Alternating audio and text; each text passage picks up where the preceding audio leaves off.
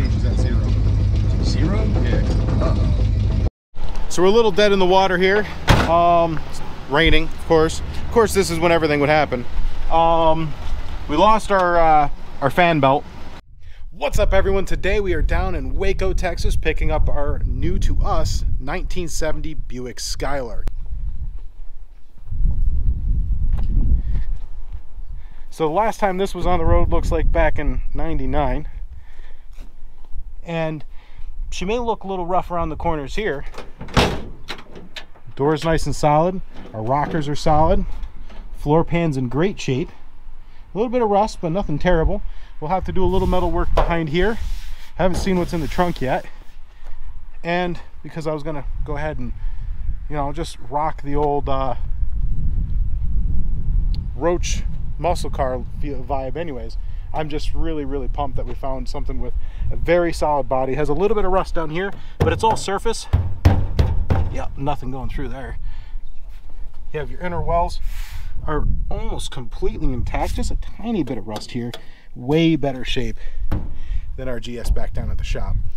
And that's, if you guys haven't already seen the new logo, this is the car from the new logo. We're gonna have a red hood, blue with white. Red, white, and blue, guys. Set you guys down for a second.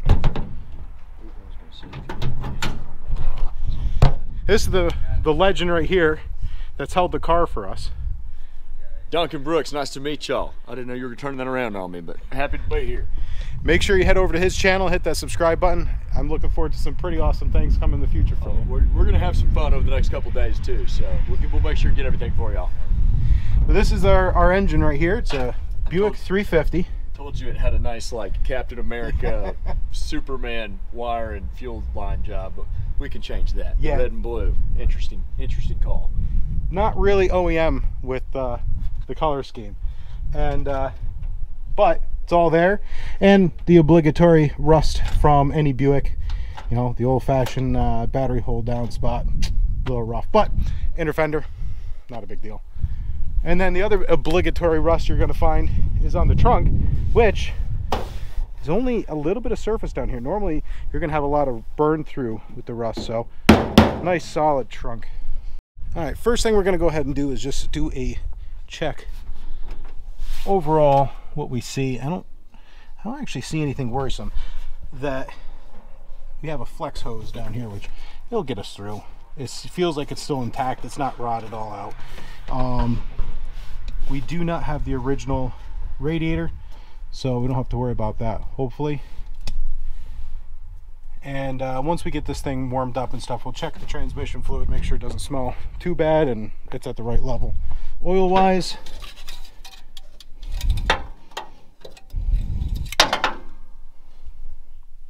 she's got oil and it doesn't look terrible. It's clean. Remember, guys, if it's leaking it, it's got it. How to move the chair, but let's go ahead. We have 41,000 miles, probably not original. Based off of that, I'd say it's probably 140, but we'll give her a couple pumps. Starts right up. Now we do have to do a couple things before we go out. Oh, we have to go through the brakes. Again, it's been sitting for a long time, and well, we got to make this thing fun.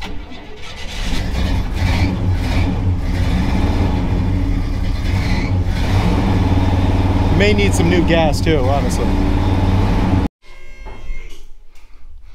All right, something you don't see down in, or I should say up in New York, is a clean everything. It's got grease on it and a little bit of surface rust, but you look at the floor pans. Which I know you guys up here or down here are probably like, oh, this is dirty and rusty. Well, we've seen how bad they can get. Oh yeah. As now we're kind of taking a quick look at this. We have the soft lines are really in rough shape. The hard lines are surprisingly in really good shape. The connectors or the fittings are rusty, but God, these lines are really good. I'll tell you, these I've heard fables of these Texas cars and how well they hold up on everything, but Christ almighty, these are Got some mud wasps right there. We do have some leaking ATF right here, so we can wash the roads as we drive down the road, you know. I am concerned with it being an original fuel pump, so we'll go ahead and grab another one just in case and keep that in the car. Even the exhaust is in one piece. It's definitely been replaced. It's not original, but yeah, I'm really impressed by this. Even the cross members look good. We have some fuel lines we should replace before we head anywhere. This one's rubbing, so that's no bueno. Let's get a parts list together and pitter patter. So the big issue we're going to run into obviously is these body mounts are absolute junk, but we have a nice set of polyurethane ones. You got these right here in already all the way through the back. Unfortunately, this particular kit was missing some, so we're going to skimp on the rear for the moment and get from all the other body parts the absolute mission critical ones taken care of. So we got all the body mounts all taken care of. We had to do a little bit of cutting and welding. Good job putting that back together. The inner fender wells I'd like to replace, so it's not a big deal. You can kind of see them right there. The key was just to keep any salt that's left on the roads up north out of there. So one of the things we're going to take a quick look at is right in here. This will stop fighting me here. There we go.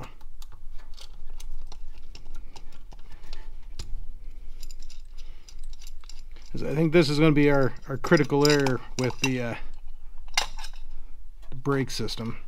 Oh, actually, she looks pretty good inside. Yeah, I don't think that's the problem. Well, guys, today is day number 2, and we only have 1 day left to go before we have to pitter patter. We have a lot of stuff to take care of, but we do have all the body mounts done, so this won't become an escape pod if there's an accident. So front to back, I feel very comfortable about that. Today is all about brakes, suspension. We have the back window going in. We have a little rust repair. Before Dunny got the car, someone else had already booger welded a lot of repairs, so when we get home, we'll pull the window back out and do some corrections there. We also have some rust corrections we have to do when we get home. We have an 8-inch hole in the floor pan in the trunk, but that's it. That little patch right down over there, and some rust inside the dash. So we'll pull the dash apart and see what we have to repair. This is only temporary. Once we get home, we'll be able to patch the holes that I'm going to drill into here so that this doesn't, you know, also become an escape pod. And we'll put a set of bucket seats in here. Mission critical. We can't go anywhere. Heck, we can't even drive it down the road until we get the brakes resolved. We have about a ½ inch of movement in it, and I think maybe the armature is inside the booster all the way through is maybe seized, stuck. It just doesn't have any. But anyways, we need soft lines. We need to get the master cylinder replaced. We have the booster we're going to be replacing, and well, the cream of the crop, the thing that all hot rods need, all muscle cars need, a Hurst. And this is not sponsored or anything. This is just the one I like to use, but a Hurst line lock. They seem to get the job done, you know. Make big old smoky burnouts. I'm so excited about this, guys. This is my favorite A-body. Chevy A-body, or GM A-body. Buick made such awesome A-bodies. The lines are just...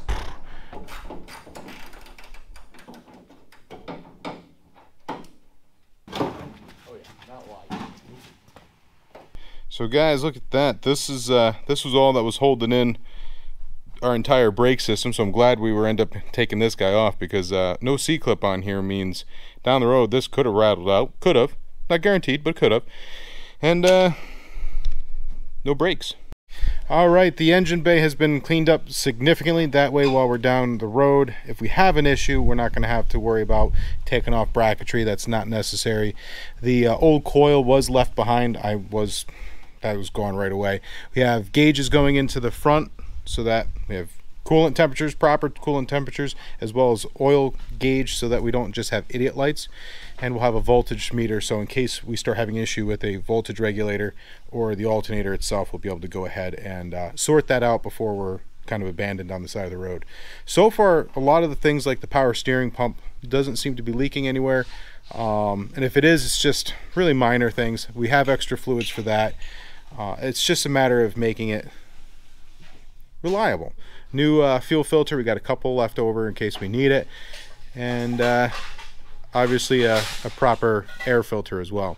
If we move inside here, you can see that the Cherokee seat is installed. We end up going for apparently the passenger side one, so it's mechanical, because getting it to be moving around is a little bit tough, and definitely not period correct, but if anything, it might be a little bit more comfortable for the ride home. Kind of getting a couple other things ready to go, including getting the back window in, and right now it's just a matter of getting the gauges set up, and hopefully we get the other parts fairly soon. A big shout out to Dunny for hooking us up with you know, all kinds of parts, everything from cleaning up the engine bay to new struts going inside this. So big shout out, man. I appreciate you. If you guys haven't already, head over to his channel. It's Dunny B's Fuel and Fab. I'll put the link down below. Also, somewhere in the top, you'll see a little thing pop up. Make sure you hit that. Head over there, hit that subscribe button. I appreciate it greatly. He's been super helpful. We have our gauges hooked up, oil change. Let's see, we don't have voltage hooked up quite yet, but we should have a couple things going here.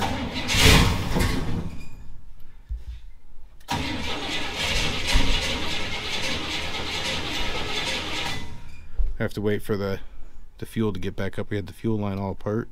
It's filling up already.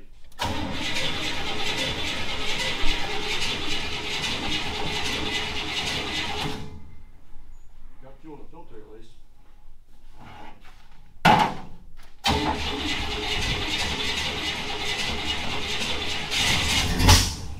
Oop. There it is. Just had a vacuum hose disconnected. Let's try this again.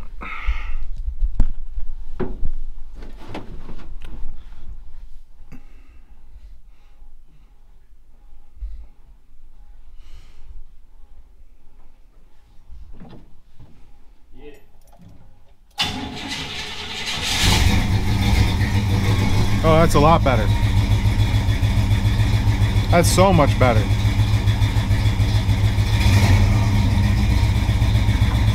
Still could use for a little warming up. All right, guys, we are wrapping up day number 2, and we got quite a bit accomplished. Again, a big thank you to Dunny over there. He is working. We got so much done. I mean, these are what the struts look like. Obviously, they're not doing a darn thing. These are what our body mounts look like. Obviously, these weren't doing a darn thing. But now we have all new body mounts throughout, which I don't know if you can see them because, of course, they're, you know, on the body and frame. But the brakes have all been inspected. They are awesome. We have, we scoot underneath here, brand new struts all the way around. Because, again, we want this thing to be safe. You know, it's okay to have a little bit of discomfort, but it's got to be safe. All the old Captain American kind of styling is gone. We have more appropriate colors. Yeah, we still have that weird thing going on there, but working out great, guys. I'm pretty stoked. I'm very stoked.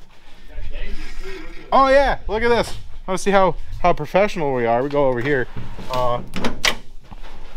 So our line lock up on the top, right there. Our line lock only engages. Oh, the battery's not attached. We gotta go back and put the battery back on. So, scoot over here. Pop this sucker on, like so. Go back over here, and then. So there's something wrong with this bulb. I don't know what's going on with that, but let's watch this, see if it works. Now it works. So yeah, you fill it with this bulb back here and it turns on and off. All right, we've let her idle up a little bit. She's actually not super quiet. She sounds really nice. Yeah, it's not like crazy loud either though. We're almost ready to rock and roll, guys. Man, so just think about this. This vehicle hasn't been on the road since '99. It was definitely left outside. It's definitely it was definitely in tough shape, and made it safe for the road trip. Big thing was brakes, things that could fail on us, and you know, we only have one seat because weight reduction, right? This is great. We got to get a mirror on it.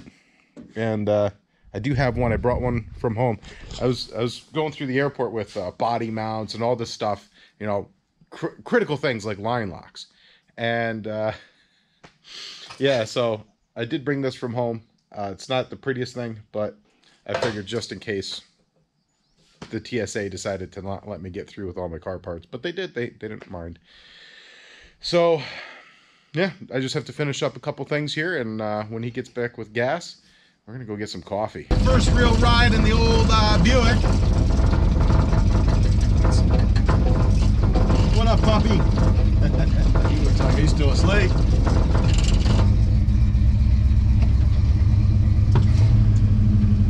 All Buicks, for some reason, also have their dial gauge seems to be off for the. Oh yeah, that's a lot of vehicles. That's weird. Where's the gas gauge supposed to be on this? Right here. It's it's at almost 90 off from even being on the gauge. Good. Gas gauge. Shoot. Oil gauge is at 0. 0? Yeah. Uh-oh. That doesn't make any goddamn sense, man. Well, good news, bad news. We did take it for a ride, as you can see. I don't know if you saw my expression. We lost oil pressure. And we're not losing it from the sensor, which we had that issue last night. It was kind of leaking. That one was stripped, like I said earlier. Sorted that out. She's still not building oil pressure, and I have an idea why. Being a Buick, you kind of have to expect a little bit of oiling issues. But I bought one of these kits a few years ago from Post and Kill Auto. They just happened to have one on a shelf, and I'll tell you what, Post and Kill Auto is awesome because you just never know what they're going to have in stock. So what we're going to do, this is not only a rebuild kit, but you can actually do a full performance upgrade. We're going to just go ahead and throw the big spring in it and get, you know, the 70 psi. I'd rather not risk it. Like, we could try a few other things to try to build oil pressure, but if this isn't the resolution, then we might have bearing issues. So these are known for being bad. I'm gonna just go ahead, do the rebuild, and then we'll just cross our fingers and see what happens. It's back up in the air, and we got to go ahead and take this piece out right here. That is our oil pump. The actual shaft goes right up and connects to the distributor up there. There's a lot of reasons why I love Buick. 1, distributors in the front. 2, very easy to access these things, especially when you need to rebuild it. You don't have to go through and tear everything apart. So we're gonna go ahead, take this down, get it over to the workbench, get it cleaned up really nicely, replace all the parts, drill the holes that are needed, and I'll walk you through that stuff as I do it, and then we'll just pop them back together. This is what the old spring looked like. I dropped it, and it's probably over at the SpaceX facility going to Mars right now. This is what the new one looks like. If you compare it, this will get us a lot more pressure. This is going to go together with the valves straight in like that, and then just bolt it together. Now we go over here. You see, I've already set up this plate. This plate's going to allow me to drill these 2 holes, one here, and there's a dowel that goes in to hold this plate into place. The reason why we need to do that is, if you look at the old versus the new, substantially bigger, but we're going to be able to get ourselves a little bit more juice. These are going to go into the actual housing. That way this will you know, kind of deal with the issue of a little bit of wear. And I dig it. Pretty quick, simple, easy rebuild. Just a matter of pitter patter and getting it done. All right, let's go.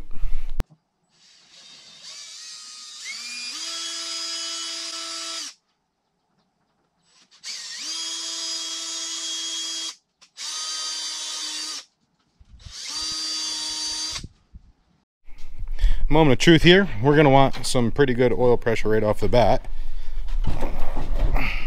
And then we'll just keep an eye on when it warms up if it drops at all.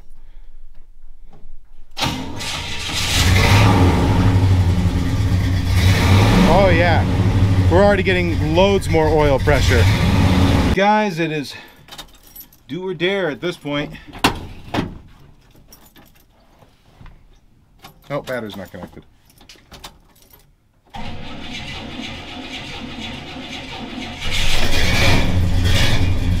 There she is. Stay awake. All right, first step, gas station. Yeah.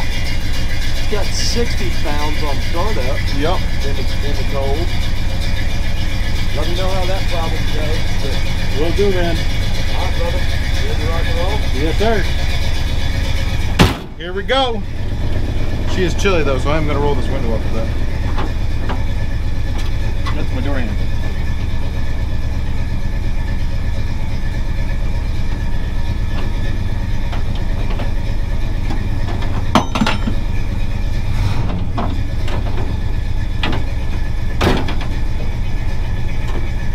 Need fresh air though.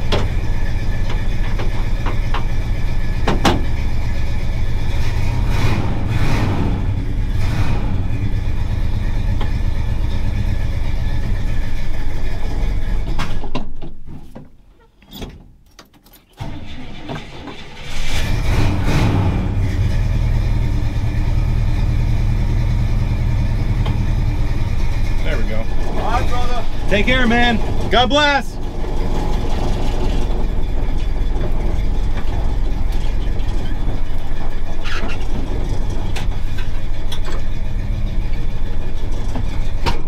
Oop. Still cold.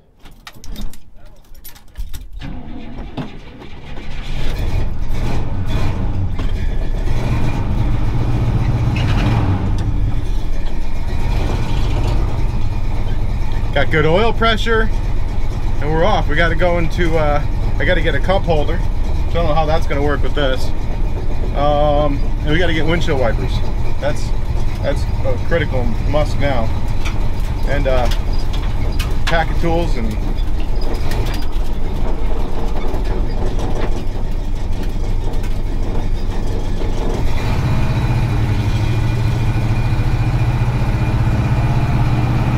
cheers, guys. First long haul.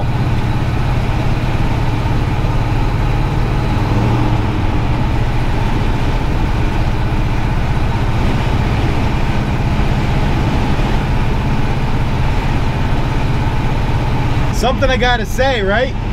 Absolutely incredible how many cars are just sitting around that are in like what I would consider very decent shape, and they're just like left in the middle, like, and they've probably been there for a long time. It's just everything we have up near me, I mean, well, they'd be junk by now. So it's really awesome. It's really, really neat to be able to see things like that. First time in Texas, so cheers to this and for an awesome road trip. Oh, and SpaceX was, I have a video of it, I'll put it right here. But SpaceX was right next to where we were working. They, I guess they test some of their engines there.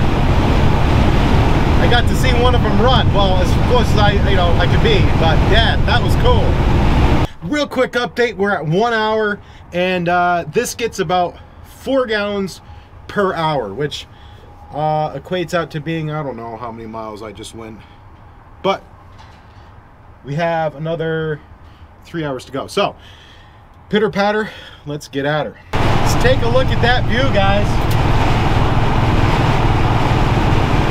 Wow. And this is what road tripping's about. It's not the destination, it's not anything in between, it's just enjoying the moment. We got good oil pressure, got good coolant.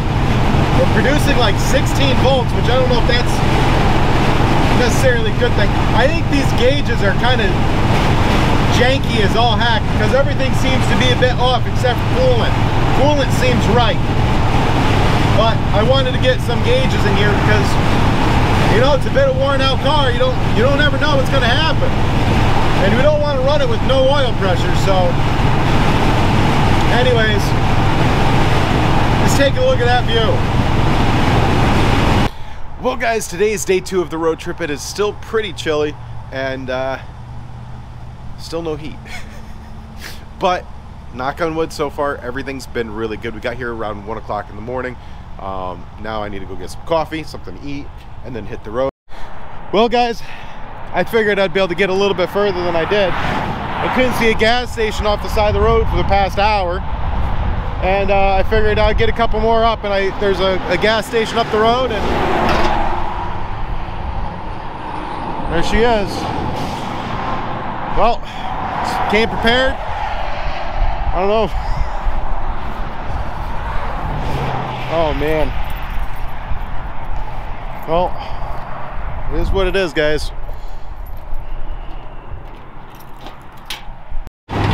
Back on the road, but I can barely put any gas in with that new design of these gas cans. Are total trash.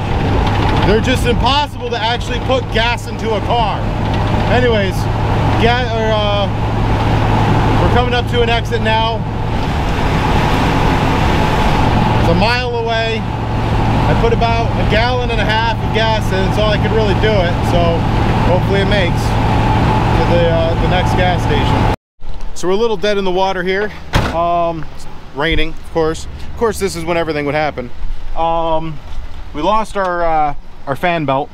I was trying to get this. There's an O'Reilly's and an AutoZone down the road, and I tried doing that, and she won't start.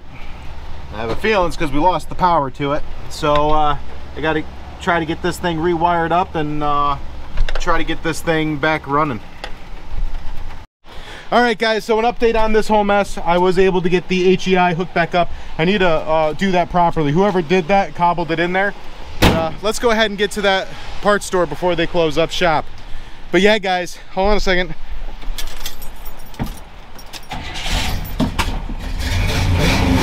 We're good to go. Let's go, go, go.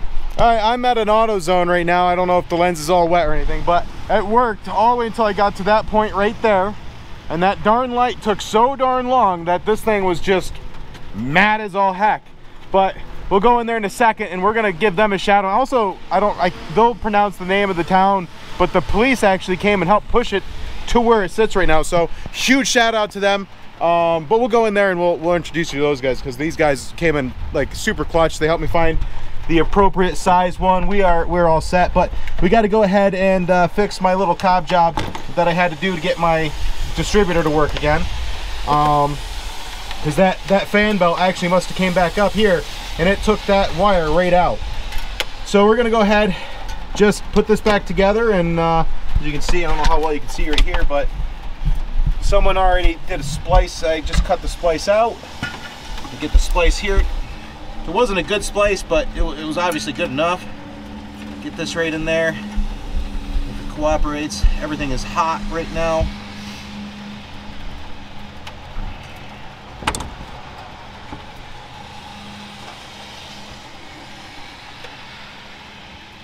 So let's pray the good Lord that this thing cooperates to turn back on. They even charged my battery up because the battery wasn't charging enough. So, yep, big shout out to them. I hope the engine's all right. She got pretty hot when it first came off. And I'm trying to get this. It plugs right in here. If you're wondering, you see a little battery plus terminal button here. Yep, that goes underneath here. I don't know how well you can see it, probably not at all.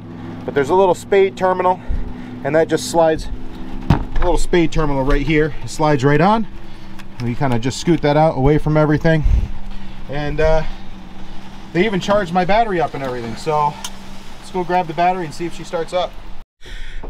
Again, we'll go in there and we'll introduce you to them, but they even threw the battery on a charge for me.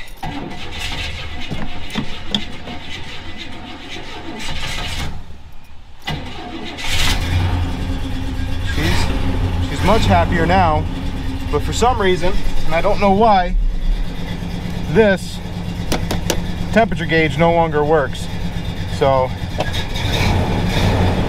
I don't know what we're gonna do about that. So that should, you know, without a temperature gauge, what are we gonna do?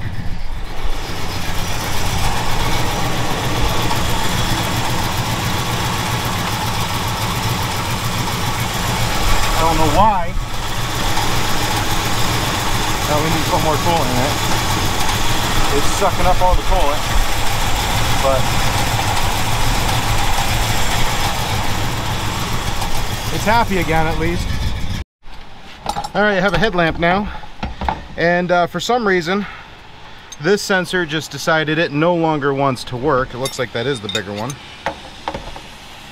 So we're gonna go ahead and pop this off, put a new one on, as I've never had one of these just turn off on me before, but hopefully we can quickly resolve that problem. Ooh, she's hot. She's been sitting for a while too.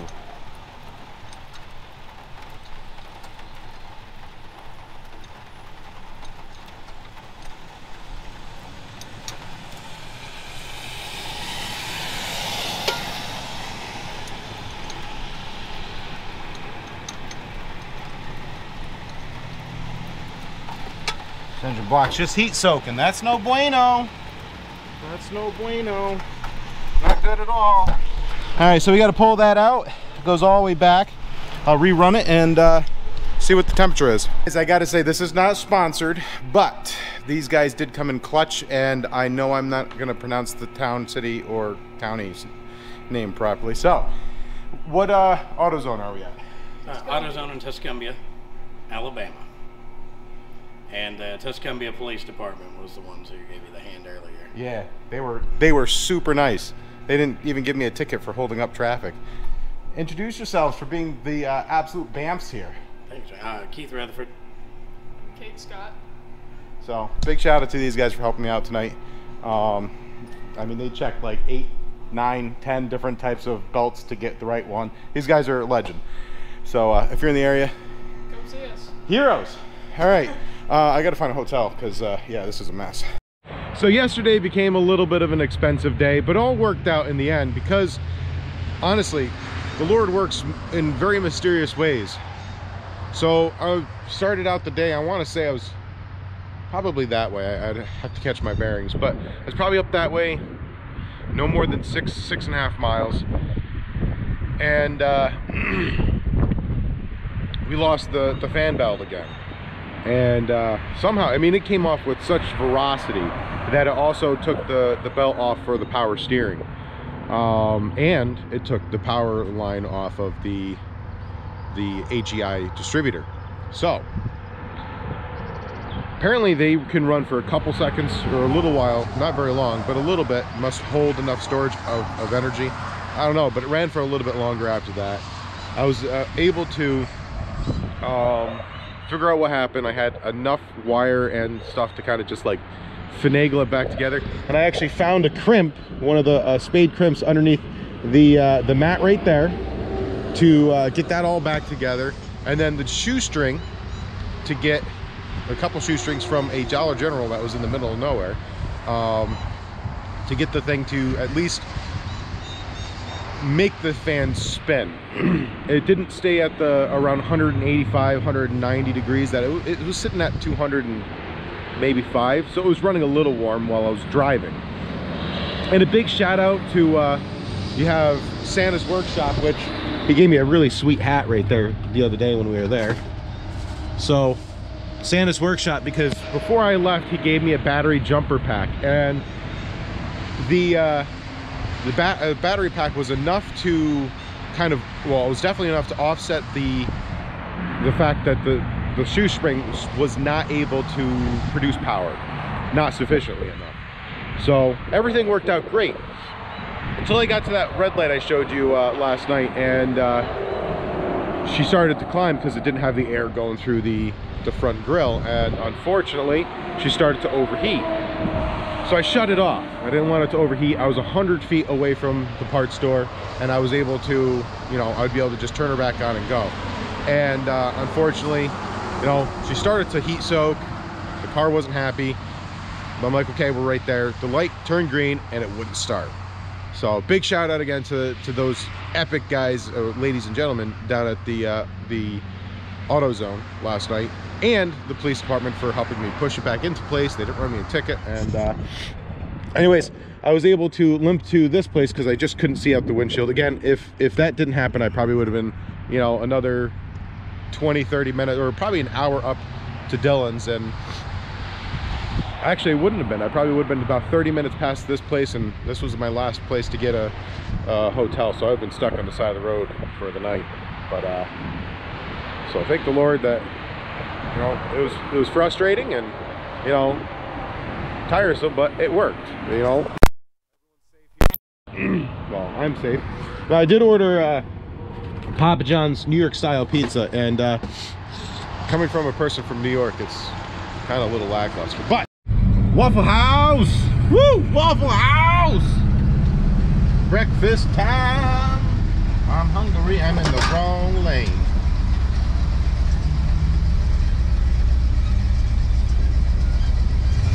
Alright, we are at Ken's Famous Slaw Burgers. Recommended to us by Dylan, so we're going to go ahead and have 2 slaw burgers and some french fries to go, because we have to head north. Alright everyone, we have made it to Virginia, and I gotta say, it's still a bit chilly, and I'm sure it's going to get a little bit more chilly, but that means we're here. Where is it? There he is. John Wilburn, the man, the myth, the legend. What are we working on? Well, we just shot a photo you're going to see more of in December, doing a Christmas theme. So you'll see some of that on my channel, and you'll see some on Brian's. So right now I'm getting rid of this wreath.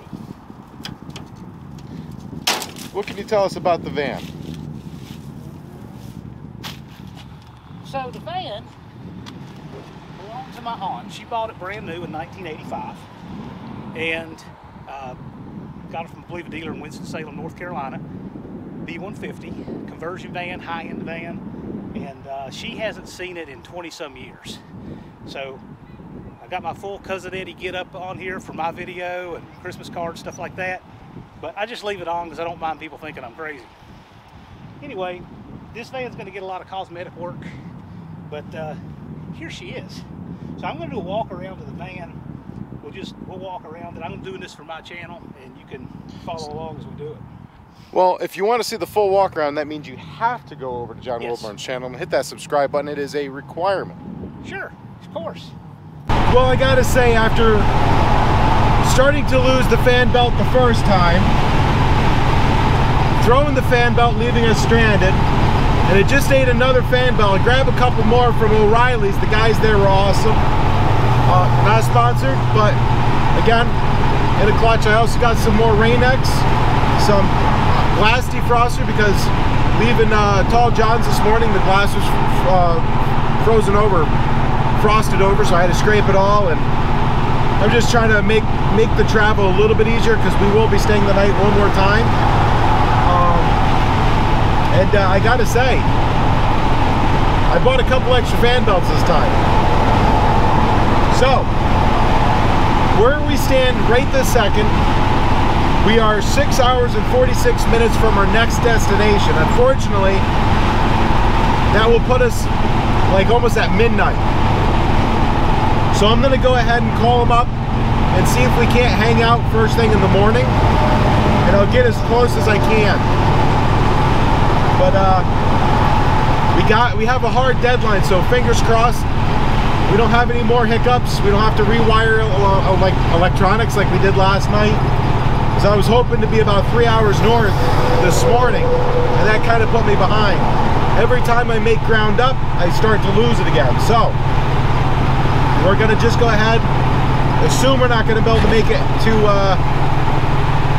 our final destination tonight. Well guys, I'm only an hour away from the old BuickParts.com, that's Cars LLC's place. We're gonna do a nice tour on that.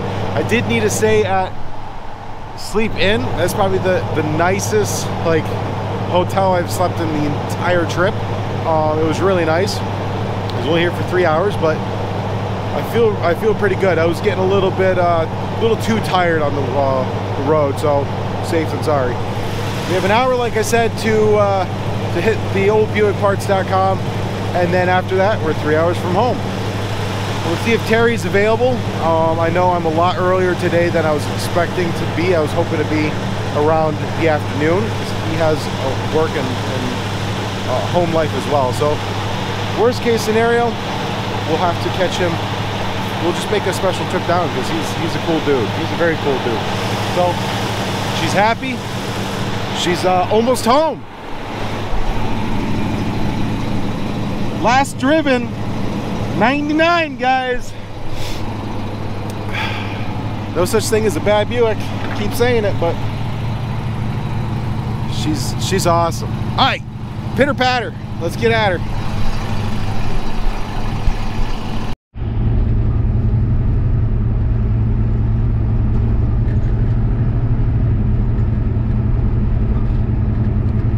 As you can see, he has this absolutely stunning 1972, and I gotta say, we were just talking about it. I don't like the spoiler on the hardtop, but the spoiler on the ragtop is just killer. I like it, but like I said, the rear end of the hardtop, that was necessary in my opinion, but that's the look.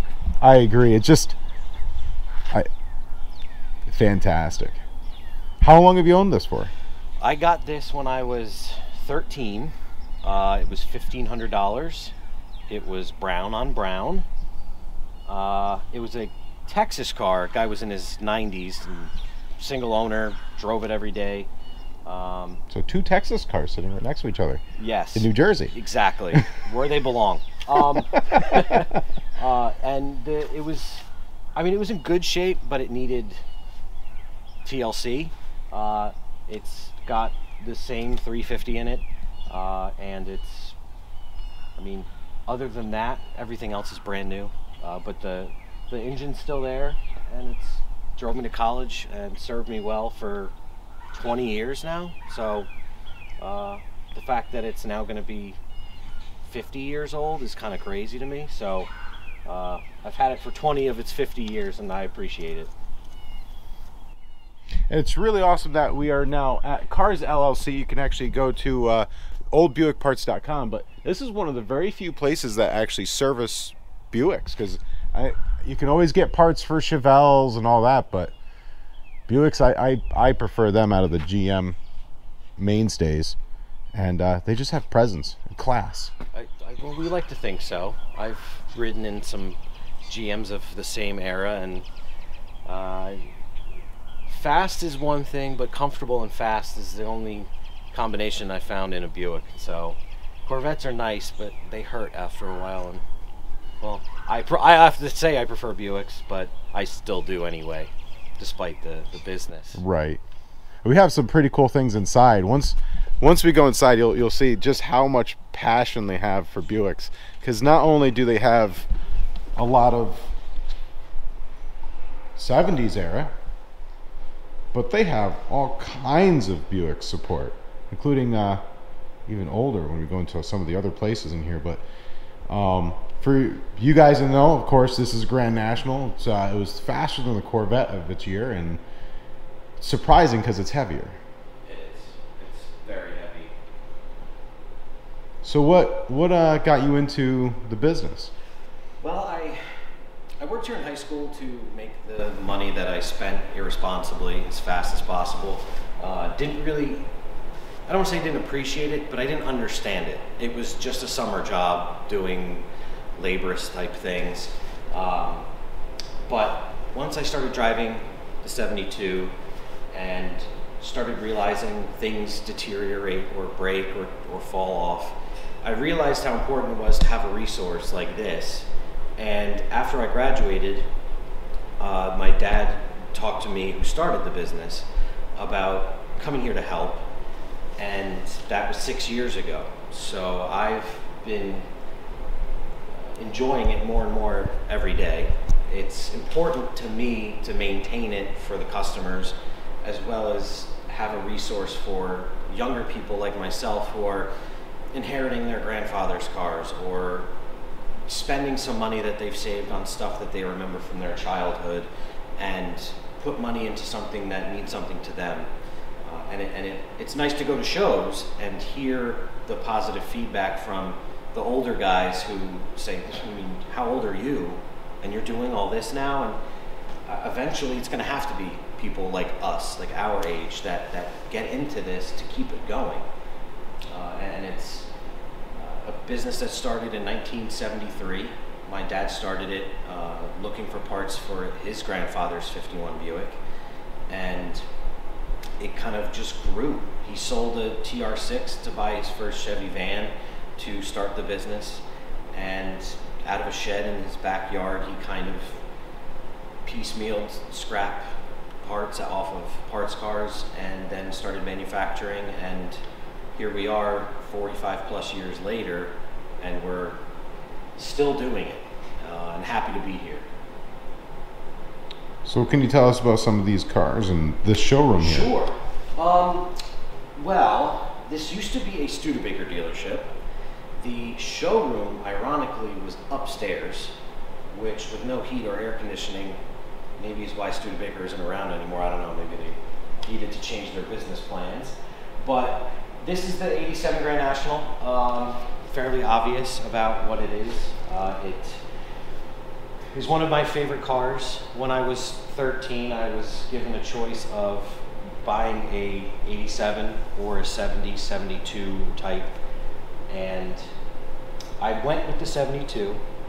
I don't regret it, because I think this would have gotten me into a lot of trouble, and it being black would have taken a lot more TLC to keep looking nice, but it is one of my favorite cars.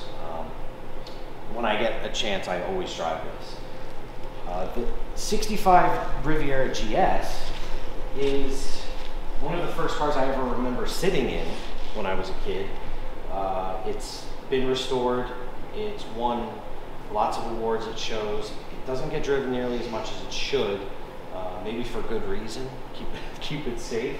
But it's really cool, really ahead of its time. It looks like should be in the Jetsons cartoon. They're awesome, beautiful cars.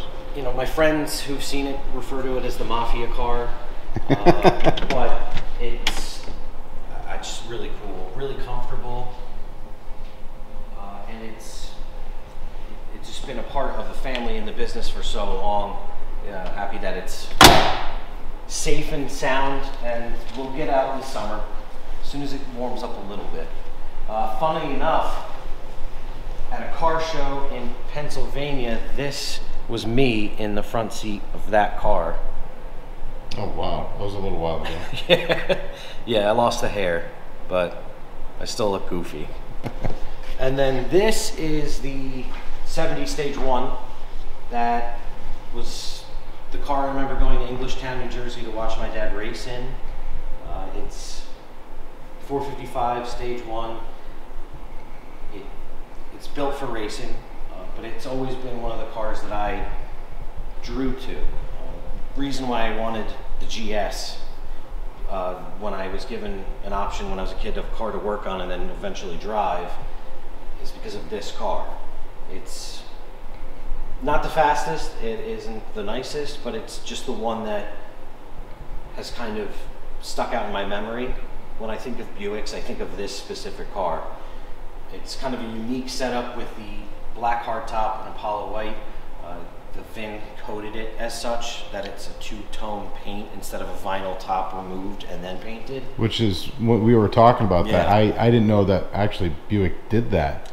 Really weird. Which makes me wonder about ours or mine out there if it's painted from the factory like that. People always say, "Oh, you ripped the vinyl off," and no, it's weird. It's supposed to be black and white painted. That's the code, and I think it's kind of cool because I don't always love a white car, easy to clean, but I don't know why. But the fact that the roof is black, I think makes it look extra sleek. And Apollo white obviously is one of the pinnacle colors of this specific car. And I actually really liked what you were talking about as far as the rear end, because you didn't have Buicks. We don't have a really stout option. No, this is Buick 99.99% except for the 12-bolt Oldsmobile rear end needed to get from the 13s down to the 12s down into the 11s. That was just a unfortunate GM error, Buick error back in the day, but again, that's the character of this car. It's not perfect. It's not the top cream of the top best option you could get. It's built for a purpose, and it's a driver and a racer, and it's important and fun. Those are old shop manuals down there on the floor too. Oh, nice. Parts books, everything. Well, if you need a radio, oh, there you go. Her apartment in Brooklyn. We were trying to get it downstairs. It was like,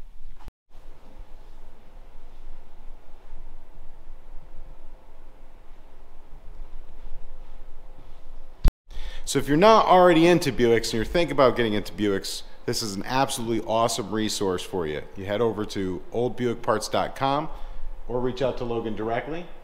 He'll be more than happy to help you out. And meeting him in person, he's a great guy. Also, kindred spirit. No? I would say so. And if you need help, anyone needs help, we're here. And our phones are on, website. You can come in the shop and showroom and come hang out if you're in New Jersey, but we're always here to help. Technical questions, parts questions. I mean, it's not about a sale, it's about keeping these things on the road and seeing people continue to buy Buicks and see you guys at the shows and keep the business growing. And it's important to see that guys like you doing exactly what we hope to see, keeping these cars on the road, and hopefully we can help along the way. All right, guys, remember, it's all about just having fun and causing a little bit of mayhem, but not a lot. All right, next step is home. So, pitter patter. We are a total of 3 hours and 34 minutes from home. I was planning on stopping at Terry's place, but she's starting to act up a little bit. The alternator is not charging the battery fully right now, so I don't know what's going on with that. And the transmission, she slips in and out of gear sometimes when I'm right off the bat, like leaving a gas station or something along those lines. So I think we should be okay if we just nose to the grindstone and just filled up. We should be able to make the rest of the way without having to stop. So no more stopping. Gotta go home. 29 minutes from home, which is this is like a normal travel time for me. So this is like I'm fully energized. I'm like the Energizer Bunny. I'm pumped up. Look at that. You good old Hudson River, which was the heart blood of the iron industry, as well as stuff like I mean, before clothes were made in Vietnam and stuff, a lot of the clothes were made in Collar City, which is Troy, New York. It's also where all of the at least a significant amount of the iron forges and steel forges were. Right up that way, about you can probably almost see it in the nook of the valley over there. Yeah, this used to be long before cars. There used to be a Ford dealer or manufacturing plant up there at one point too, but long before cars, this was the heart of American industry. There's a huge section over there called the Waterville Arsenal. They made everything from Sherman barrels to, they still make Abram barrels and other stuff for Abrams, to ship cannons. And we're almost home. We're almost home. I don't remember how many miles we're on the vehicle, and we still have some more to go, but like I said, about 20 minutes.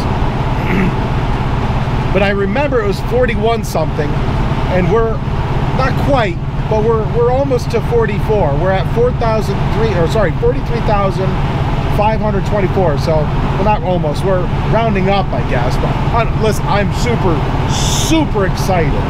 Super excited. So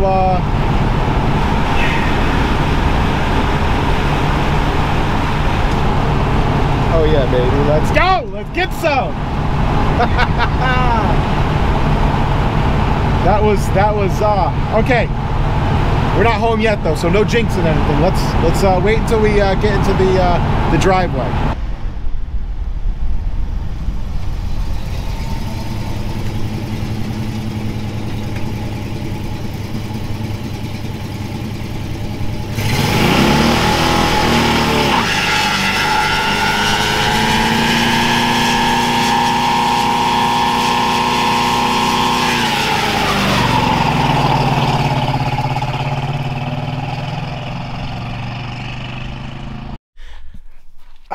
I had to go take myself a nice hot shower, get the bones warm, because man, it was a cold ride today.